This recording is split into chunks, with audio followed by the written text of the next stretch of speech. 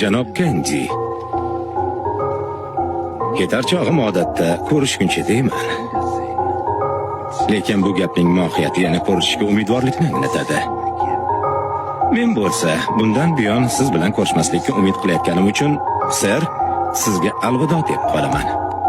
Yana bir daqiqa, doktor. Janub an'analariga ko'ra, bitim tuzilgandan so'ng shartnomani mustahkamlash uchun tomonlar qo'l siqib qo'yishadi. Beg'araz niyatlar tasdig'i sifatida. Men janublik emasman.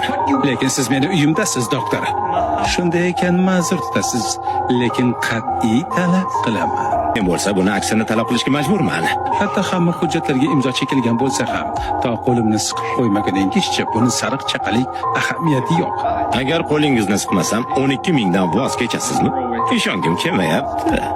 Janob Buch, agar xabarlar olam panohi bo'lgan nemis janoblari qo'limni siqmay bu yerdan ketishga urinsa, shu zahoti otib tashlang. Qo'lingizni siqib qo'yishimni xohlaysizmi? Talab qilaman. Nimayam derdim, agar talab qilsangiz.